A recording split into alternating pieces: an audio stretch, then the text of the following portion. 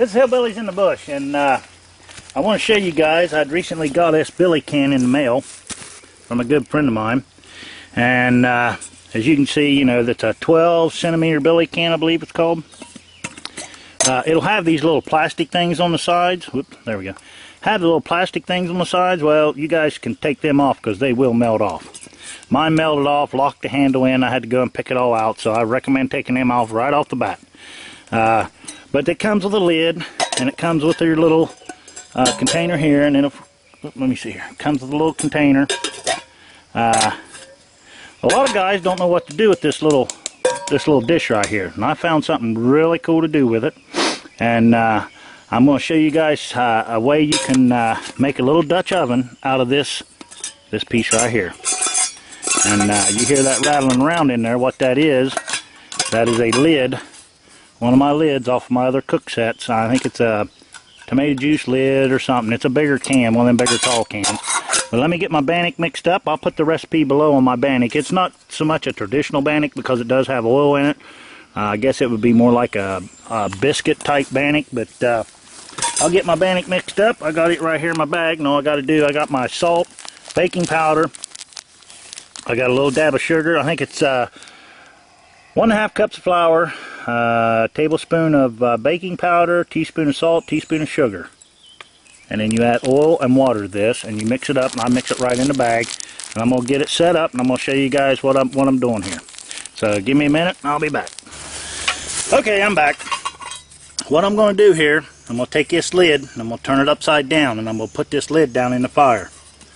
I'm going to put my bannock on this here lid, because anytime you put any kind of bread against thin stainless or even thin steel, it's going to burn. So you have to have some kind of an insulation barrier or an air gap between it. That's what this lid does. When you put this lid on there, like that right there, it creates that barrier gap. And then what I'm going to do is I'm going to put my bannock, which I mixed it up a little bit dry. I hope the baking powder has a chance to work in it there.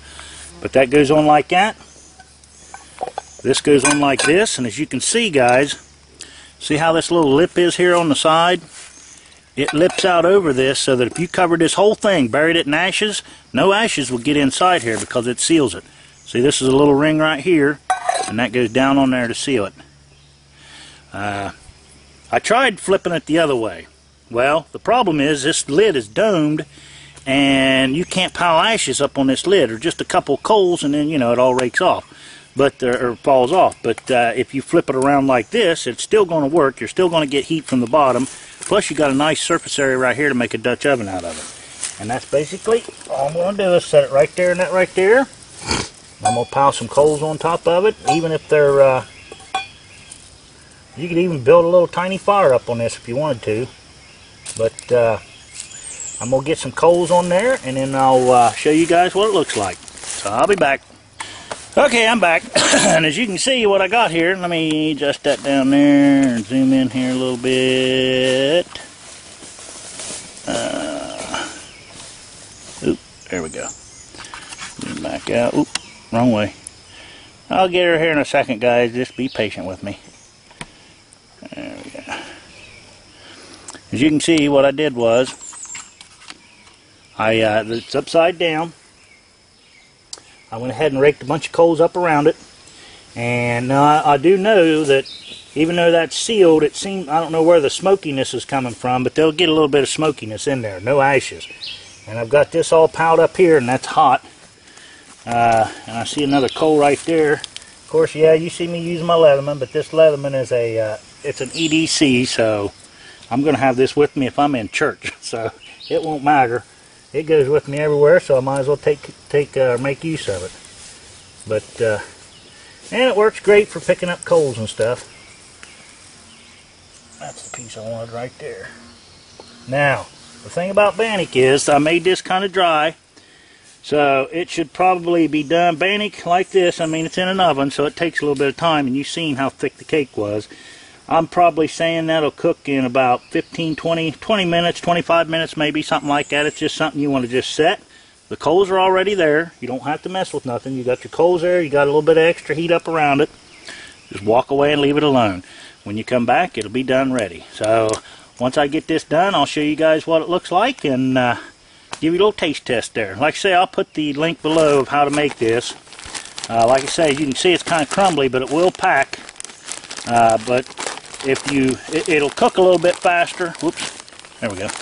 It'll cook a little bit faster if you make it a little bit on the dry side. A lot of guys, they'll get a little crazy with the water.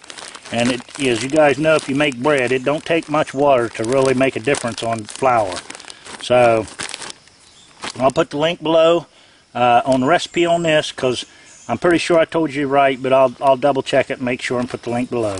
But I'll be back whenever that has a chance to cook up. And like I said, I've now turned, this is not only a plate, and I ate my oatmeal in it, but then I took some of that sphagnum moss that I found up there and a little bit of water and wished her all around and cleaned her out. And now I just turned this into a Dutch oven. So not only do you have a pot that you can boil stuff in and cook stuff in, but you also have a Dutch oven and you have a plate or a dish or whatever you want to call it. But this is now an actual complete, in my opinion, a really complete cook set. One that will be going with me pretty much anywhere I go. And for the gentleman that wants to remain anonymous, that graciously sent me this in the mail, I sure appreciate it, brother. I'm getting some great use out of it, as you can see. And if I find any more uses, I'll probably let you do a video on them. So I'll get done with this and show you what I got when we're done. See you in a bit. Okay, we're back. I'm going to pull this off and see what it looks like here. Let's see. You got me zoom in just, whoop, wrong way. There we go. Let's see what we look like here.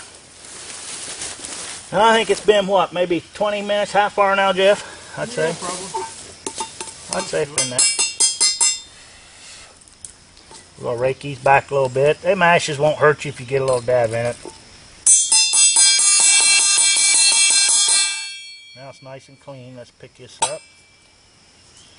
Oh yeah. And this is what we got. What's the bottom of it?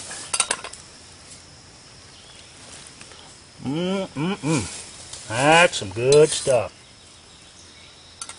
I'm going to have to let that cool a little bit before I break that open, because that sucker is hot. But as you can see, that works pretty well. We'll get that out of the fire and let that cool. Let me swivel this down a little bit, or zoom back out maybe. There we go. We'll get this out on the plate. Ouch. What I call a plate. I don't know how hot that steel is. Yeah, it's a little bit warm. Let me see if I can get this broke open. Boy, she's hot, but as you can tell, it's done. It's done all the way through. And it's steaming hot, but whew.